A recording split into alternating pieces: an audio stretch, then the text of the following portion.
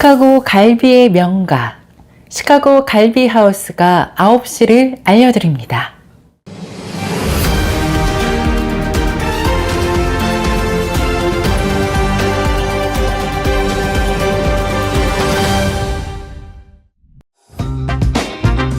이 프로그램은 가장 안전하고 탁월한 스쿨버스 회사, 새로운 커리어를 시작할 곳, 퍼스트 스튜던트 제공입니다.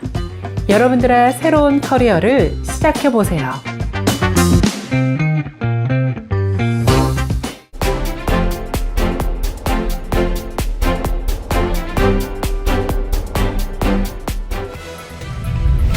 시청자 여러분 안녕하십니까? 3월 27일 목요일 세븐데이스 헤드라인 뉴스 시작합니다.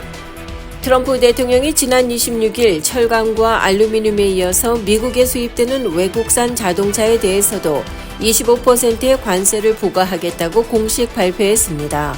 트럼프 대통령은 이번 조치가 자동차 산업의 엄청난 성장을 불러일으킬 것이라면서 미국 내 일자리와 투자 창출을 촉진할 것이라고 약속했습니다.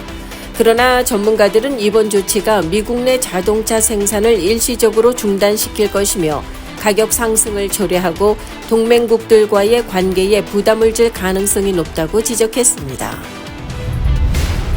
라스베가스에서 테슬라 차량을 향해 화염병을 던지고 총격까지 가한 용의자가 체포됐는데 이 남성은 30대의 한인인 것으로 알려졌습니다.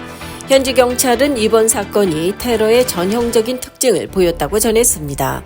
테슬라 방화 사건은 지난 3월 18일 새벽 2시 45분경 테슬라 차량 여러 대가 불길에 휩싸이면서 전기차 배터리가 폭발음과 함께 완전히 날아가 버린 바 있습니다. 당시 감시 카메라에 포착된 장면에는 라스베가스 거주 한인 남성 폴현 김 씨가 포착됐고 이를 토대로 경찰이 수사에 나서서 용의자를 체포했습니다. 현지 경찰은 27일 폴 김을 방화, 총기 사용, 화염병 소지 등 총 15개의 혐의로 체포했다고 밝혔습니다. 2020년 대선에서 부정선거가 있었다고 주장해온 트럼프 대통령이 지난 25일 시민권자임을 입증한 사람만 연방선거에 투표할 수 있도록 하는 내용의 행정명령에 서명했습니다.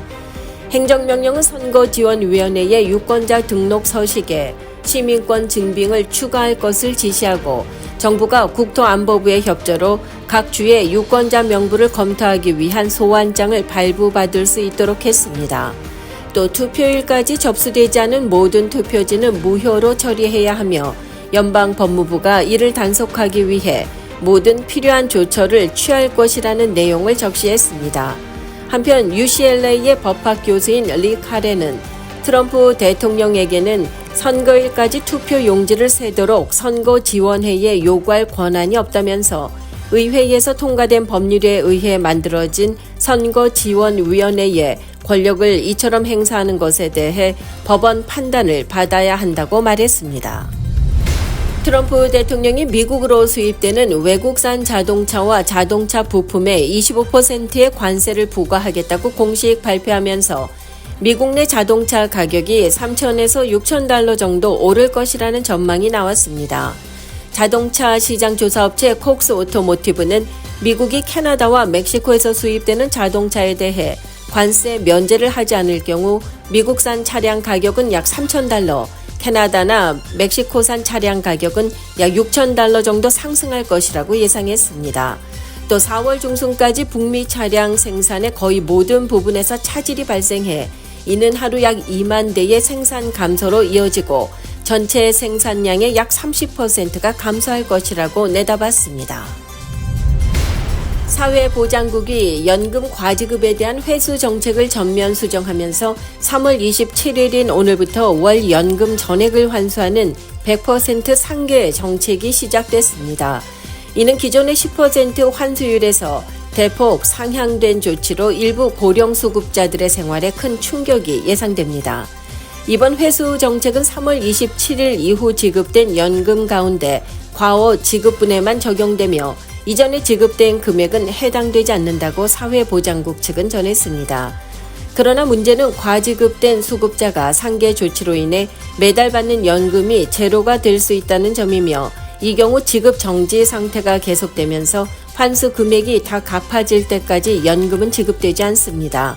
특히 재정적 여유가 없는 고령자들에게는 심각한 타격이 될 수 있다는 우려가 제기되고 있습니다. 볼보가 약 7,500대의 플러그인 하이브리드 차량에 대해 리콜을 실시한다고 밝혔습니다. 고전압 배터리 모듈에서 단락이 발생해 차량 화재로 이어질 수 있는 위험이 확인된 데 따른 조치인 것으로 알려졌습니다. 고속도로 교통안전국에 따르면 문제가 된 차량은 2020년에서 2021년식 S90, 2020년에서 2020년식 S60, V60, XC60, XC90 그리고 2020년식 V90 등 6개 모델입니다. 볼보 측은 리콜 보고서에서 배터리를 완전히 충전한 상태로 주차될 경우 배터리 모듈 내에서 단락이 발생할 수 있다고 경고했습니다. 이에 따라 차량 소유자들은 리콜 조치가 완료되기 전까지 차량을 충전하지 말 것이 권고됐습니다. 리콜 대상 차량은 볼보 공식 서비스 센터에서 무상으로 배터리 모듈 점검 및 교체를 받을 수 있으며 배터리 상태를 실시간으로 감시할 수 있는 소프트웨어 업데이트도 함께 제공됩니다.